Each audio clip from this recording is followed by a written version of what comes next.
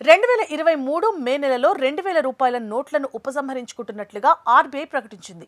అప్పటి నుండి సుమారు 97% పైగా నోట్లు తిరిగి బ్యాంకులకు చేరుకున్నాయి. అయితే ఆ పాత నోట్లను గతంలో లాగా కాల్చివేయడం లేదు. దీనికోసం ఆర్బీఐ ఒక అత్యాధునిక పద్ధతిని అనుసరిస్తోంది. అదేంటో చూద్దాం. బ్యాంకులకు తిరిగొచ్చిన నోట్లు నేరుగా ఆర్బీఐ ప్రాంతీయ కార్యాలయాలకు చేరుతాయి.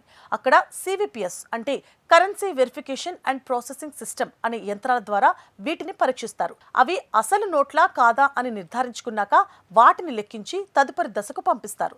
రెండోది ముక్కలు చేయడం. అలా నిర్ధారణ పూర్తయిన తర్వాత ఆ నోట్లను భారీ యంత్రాల సహాయంతో అతి చిన్న చిన్న ముక్కలుగా కత్తిరిస్తారు. దీనినే ష్రెడ్డింగ్ అంటారు. నోట్లను గుర్తుపట్టలేనంతగా చిన్న చిన్న ముక్కలుగా చేయడం వల్ల వాటిని మళ్లీ ఎవరు వినియోగించే అవకాశం ఉండదు.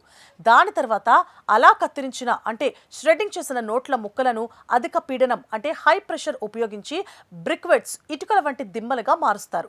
పూర్వం నోట్లను తగలబెట్టేవారు, కానీ అది కాలుష్యానికి కారణమవుతుందని ఇప్పుడు ఈ బ్రిక్వెటింగ్ పద్ధతిని వాడుతున్నారు. ఇలా తయారైన కాగితపు దిమ్మలను వివిధ పారిశ్రామిక అవసరాల కోసం విక్రయిస్తారు. అవేంటి అంటే అట్టపెట్టెలు, ఫైల్స్ తయారు చేయడానికి ఉపయోగిస్తారు. క్యాలెండర్లు, డైరీలు తయారు చేస్తారు. రీసైకిల్ చేసిన కాగితంతోనే వీటిని రూపొందిస్తారు. అలాగే కొన్నిసార్లు వీటిని సిమెంట్ ఫ్యాక్టరీలలో ఇంధనంగా లేదా ఇతర నిర్మాణ సామాగ్రి తయారీలో కూడా ఉపయోగిస్తూ ఉంటారు.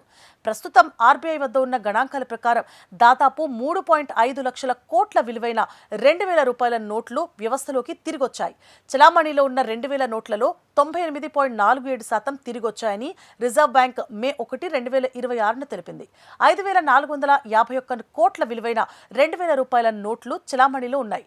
వీటన్నింటినీ ఇప్పటిదాకా మనం తెలుసుకున్న పద్ధతిలో పర్యావరణానికి హాని కలగకుండా రీసైక్లింగ్ ప్రక్రియ ద్వారా వేరే ఉత్పత్తులుగా మారుస్తున్నారు.